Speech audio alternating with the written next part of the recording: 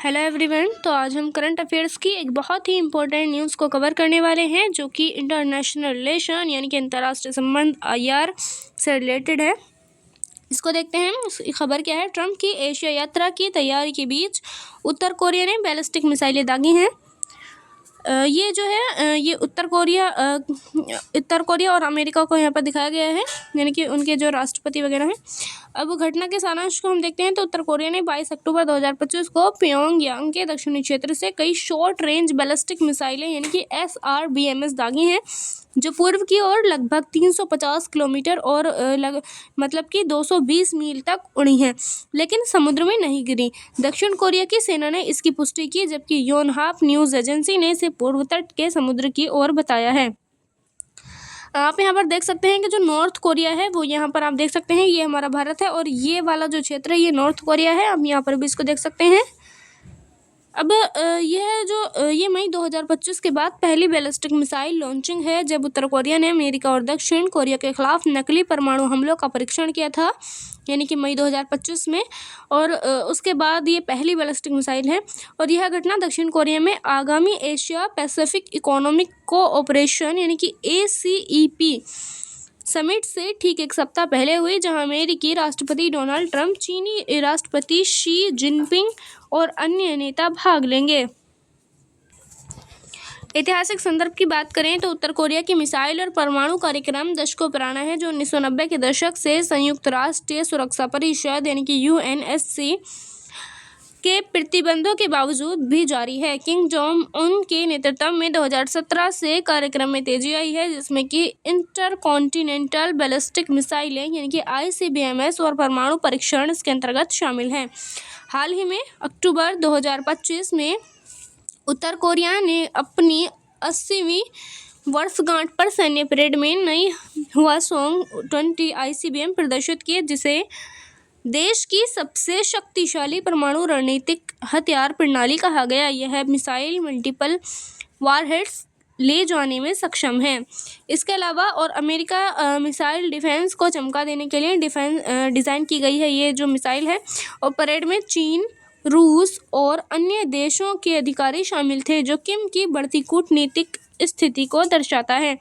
इसके अलावा उत्तर Korea UNSC resolution जैसे 1718, 1874, 2270 का उल्लंघन कर रहा है, जो उसके बैलिस्टिक मिसाइल विकास पर प्रतिबंध लगाते हैं। वह इन प्रतिबंधों को अस्वीकार करता है और दावा करता है कि अमेरिका और दक्षिण कोरिया से रक्षा के लिए ज़रूरी हैं।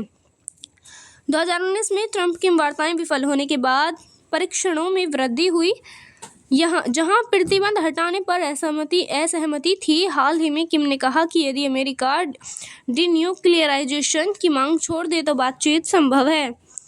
इसके अलावा अगर हम इस खबर के यानी कि इस खबर को लेकर के जो अंतर्राष्ट्रीय प्रतिक्रियाएं आई हैं अलग अलग देशों से, उसको देखें तो दक्षिण कोरिया की जो प्रतिक्रिया है, तो दक्षिण कोरिया ने कहा है कि संयुक्त चीफ ऑफ स्टाफ ने लॉन्च की पुष्टि की है और कहा कि सेना अमेरिका के साथ मजबूत गठबंधन के आधार पर किसी भी उकसावे का जवाब देने को तैयार है। नए राष्ट्रपति ली जे-म्यूंग के कार्यकाल में यह पहला परीक्षण है जो शांति बहाली का वादा कर चुके हैं।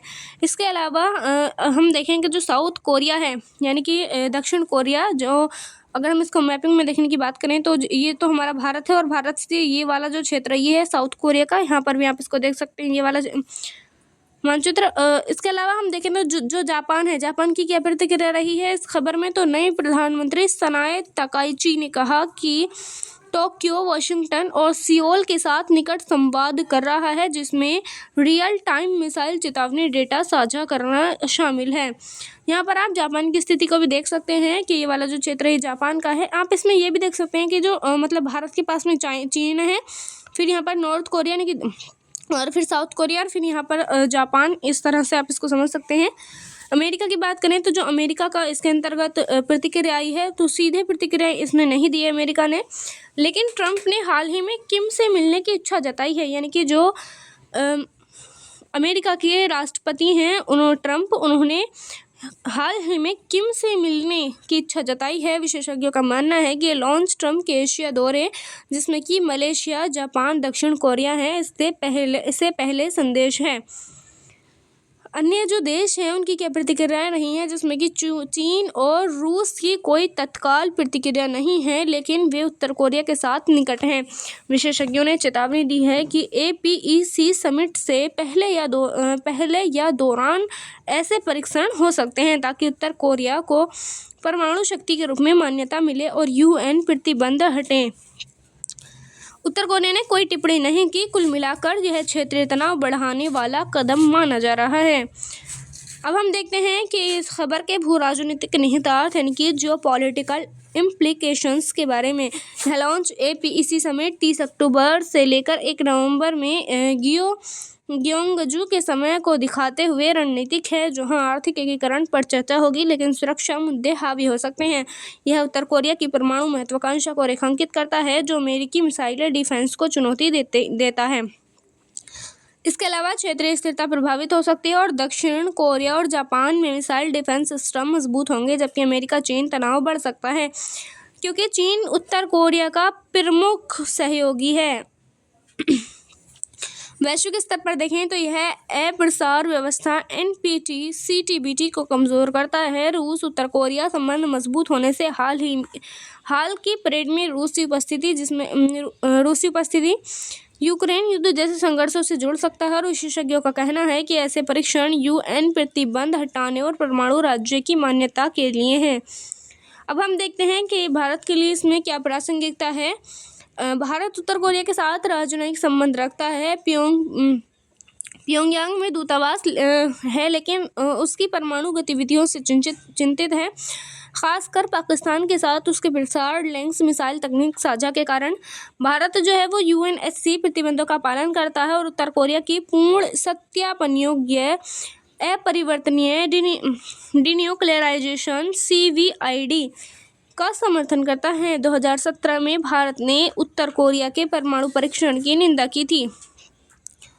इसके निहितार्थ को समझें तो उत्तर कोरिया का कार्यक्रम भारत की NSG सदस्यता प्रयासों को प्रभावित कर सकता है, क्योंकि यह अप्रसार की कमजोरी दिखाता है। क्षेत्रीय रूप से यह इंडो पैसिफिक में तनाव बढ़ाता है, जहां भारत क्वाड, जिसमें कि US, जापान, ऑस्ट्रेलिया आते हैं, इनका सदस्य है। भारत की नीति की बात करें तो संतुलित है भारत की नीति, जहां वह उत्तर कोरिया से मानवीय सहायता, जिसमें कि चावल, दवाएं देता है, लेकिन सैन्य सहयोग इसके अंतर्गत भारत नहीं रखता है। यानी कि एक तरीके से संतुलित इसके साथ जो संबंध है उत्तर कोरिया के साथ वो संतुलित हैं। अब हम देखते हैं इस तकनीकी और सामरिक पहलुओं के बारे में। तो मिसाइल की जो प्रकृति है वो short range ballistic missiles SRBMs की रेंज 300 से 1000 किलोमीटर होती है, जो दक्षिण कोरिया और जापान के कुछ सदस्यों को निशाना बना सकती है। हाल के लॉन्च में मिसाइलें समुद्र में नहीं गिरी हैं, जो संभावित रूप से नई तकनीक जैसे कि मैन्यूवरेबल री-एंट्री व्हीकल्स का संकेत देता है। यह मिसाइल डिफेंस सिस्टम को चमका देने की क्षमता दर्शाता है। परमाणु क्षमता की बात करें तो उत्तर कोरिया की हवासोंग 20 ICBM जो हाल की सैन्य परेड में दिखाई गई multiple independently targeted re-entry vehicles, इनकी MIRVs ले जा सकती है। यह अमेरिका तक पहुंचने में सक्षम है, जिससे क्या होगा कि वैश्विक खतरा बढ़ सकता है। रणनीतिक समय की बात करें तो मिसाइल लॉन्च APEC समिट 30 अक्टूबर से 1 नवंबर 2025 से पहले हुआ, जो दक्षिण कोरिया में होगा, और यह उत्तर कोरिया की रणनीति का हिस्सा हो सकता है ताकि वैश्विक मंच पर ध्यान आकर्षित किया जाए और कूटनीतिक दबाव बनाया जाए। अब हम देखते हैं इस खबर के क्षेत्रीय और वैश्विक प्रभाव यानी कि रीजनल एंड ग्लोबल इम्प्लीकेशंस के बारे में, जिसमें कि कोरिया प्रायद्वीप में तनाव में है, यानी कि जो कोरियाई प्रायद्वीप है वो तनाव में है। यह लॉन्च दक्षिण कोरिया और जापान के लिए प्रत्यक्ष खतरा है, जो trilateral defence cooperation US south Korea Japan को मजबूत कर सकता है। दक्षिण कोरिया को थार्ड मिसाइल डिफेंस सिस्टम और जापान की एगिस सिस्टम को अपग्रेड करने की मांग बढ़ सकती है। इसके अलावा चीन और रूस की इसके अंतर्गत क्या भूमिका है, तो दोनों देश उत्तर कोरिया के प्रमुख आर्थिक और कूटनीतिक समर्थक हैं। रूस ने हाल ही में उत्तर कोरिया के साथ सैन्य सहयोग बढ़ाया है, जिसमें हथियारों और तकनीक का आदान प्रदान संभव है। चीन यूएनएससी में वीटो पावर के साथ उत्तर कोरिया पर सख्त प्रतिबंधों को रोकता रहा है। इसके अलावा हम बात करें कि जो अमेरिका की इसके अंतर्गत क्या नीति है, तो ट्रंप प्रशासन ने पहले किम जोंग उन के साथ प्रत्यक्ष कूटनीति की कोशिश की थी 2018 सिंगापुर, 2019 हनोई समिट, लेकिन असफलता के बाद उत्तर कोरिया ने मिसाइल परीक्षण तेज किए हैं। ट्रंप का हालिया बयान कि वह फिर से किम से मिलना चाहते हैं और इस लॉन्च को एक संदेश के रूप में देखा जा सकता है। इंडो पैसिफिक रणनीति की बात करें तो यह घटना क्वाड, जिसके अंतर्गत भारत, अमेरिका, जापान, ऑस्ट्रेलिया और AU, KUS और जैसे गठबंधनों के लिए प्रासंगिक हैं, जो इंडो पैसिफिक में स्थिरता और अप्रसार पर ध्यान केंद्रित करते हैं। भारत के लिए विशिष्ट प्रभाव की बात करें तो पाकिस्तान के साथ प्रसार लिंक है, यानी कि उत्तर कोरिया और पाकिस्तान के बीच ऐतिहासिक मिसाइल और परमाणु तकनीक का आदान प्रदान हुआ है 1990 के दशक में। गौरी मिसाइल भारत के लिए चिंता का विषय है, जिसमें कि AQ खान नेटवर्क ने उत्तर कोरिया को यूरेनियम संवर्धक तकनीक प्रदान की थी। NSG और अप्रसार की बात करें तो उत्तर कोरिया का कार्यक्रम परमाणु अप्रसार संधि यानी कि NPT की कमजोरियों को उजागर करता है, जो भारत की NSG यानी कि न्यूक्लियर सप्लायर्स ग्रुप सदस्यता की राह में बाधा बन सकता है, क्योंकि चीन भारत की सदस्यता का विरोध करता है। इसके अलावा इंडो पैसिफिक रणनीति में भारत क्वाड के हिस्से के रूप में है, जो कि क्षेत्रीय स्थिरता के लिए प्रतिबद्ध है। उत्तर कोरिया का उकसाव क्षेत्र में सैन्यीकरण बढ़ा सकता है, जो भारत के सामरिक हितों जैसे कि मालाबार नौसैनिक अभ्यास को प्रभावित करता है। कूटनीतिक संतुलन में भारत उत्तर कोरिया के साथ सीमित राजनयिक और मानवीय संबंध रखता है, जैसे खाद्य सहायता, लेकिन उसका रुख UNSC प्रतिबंधों और अप्रसार के प्रति कड़ा है। भारत को क्षेत्रीय तनाव और वैश्विक अप्रसार नीतियों के बीच संतुलन बनाना होगा। वैश्विक अप्रसार और व्यवस्था पर क्या प्रभाव पड़ेगा इसका, तो NPT कमजोरी की बात करें तो उत्तर कोरिया 2003 में NPT से बाहर निकल गया, जो संधि की प्रभावशीलता पर सवाल उठाता है और यह अन्य देशों जैसे कि ईरान को प्रेरित कर सकता है। UNSC प्रतिबंधों की विफलता की बात करें तो UNSC के रिजोल्यूशन 1718 और 1874 आदि के बावजूद उत्तर कोरिया का कार्यक्रम जारी है, जिससे वैश्विक प्रतिबंधों की विश्वसनीयता कम होती है। CTBT और FMCT की बात करें तो उत्तर कोरिया ने कॉम्प्रिहेंसिव टेस्ट बैन ट्रीटी यानी कि CTBT पर हस्ताक्षर नहीं किए और fissile material cut off treaty मतलब कि FMCT पर वैश्विक सहमति की कमी उसके लिए फायदेमंद है। आर्थिक और मानवीय आयाम की बात करें तो इसके अंतर्गत उत्तर कोरिया की अर्थव्यवस्था में UN प्रतिबंधों और आर्थिक अलगाव के बावजूद उत्तर कोरिया अपने सैन्य कार्यक्रमों में भारी निवेश करता है। यह देश के भीतर भुखमरी और गरीबी की स्थिति को और गंभीर करता है। मानवीय सहायता की बात करें तो भारत सहित कई देश उत्तर कोरिया को सीमित मानवीय सहायता जैसे कि खाद्य दवाएं प्रदान करते हैं, लेकिन सैन्य गतिविधियों के कारण यह विवादास्पद है। चीन के प्रभाव की बात करें तो चीन उत्तर कोरिया का सबसे बड़ा व्यापारिक साझेदार है और प्रतिबंधों के बावजूद अवैध व्यापार करता है, जिसमें कि कोयला तेल की खबरें आती रहती हैं। अब हम देखते हैं कि जो संभावित समाधान और भविष्य की दिशा यानी कि potential solution and way forward के बारे में, यानी कि आगे की दिशा क्या हो सकती है। कूटनीति में 6 पक्षीय वार्ता 6 पार्टी टॉक्स जैसे मंचों को पुनर्जनन करना होगा, जिसमें कि उत्तर कोरिया, दक्षिण कोरिया, अमेरिका, चीन, रूस और जापान शामिल हों।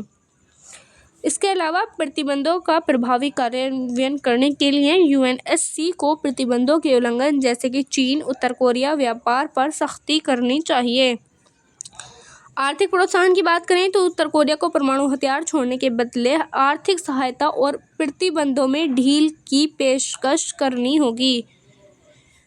भारत की भूमिका की बात करें तो इसमें भारत मध्यस्थ की भूमिका निभा सकता है, क्योंकि वह उत्तर कोरिया के साथ राजनयिक संबंध रखता है और वैश्विक अप्रसार का समर्थक है। हाल की घटनाओं से जोड़कर इस खबर को देखें तो रूस उत्तर कोरिया गठजोड़ इसके अंतर्गत हाल ही के महीनों में रूस और उत्तर कोरिया के बीच सैन्य सहयोग बढ़ा है, जिसमें कि यूक्रेन युद्ध के लिए हथियारों की आपूर्ति की खबरें आती हैं और यह वैश्विक भू राजनीति को जटिल बनाता है। इसके अलावा APEC समिट की बात करें तो समिट में उत्तर कोरिया का मुद्दा अनौपचारिक रूप से उठ सकता है, खासकर अमेरिका चीन वार्ता में, और यह भारत के लिए प्रासंगिक है क्योंकि वह इंडो पैसिफिक रणनीति का हिस्सा है।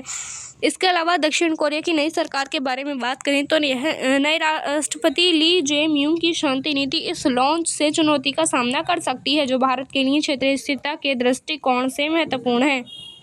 अब हम देखते हैं इस खबर के निष्कर्ष के बारे में। तो उत्तर कोरिया का मिसाइल लॉन्च क्षेत्रीय और वैश्विक सुरक्षा के लिए गंभीर चुनौती है, जो प्रसार व्यवस्था, UNSC की प्रभावशीलता और इंडो पैसिफिक स्थिति को प्रभावित करता है।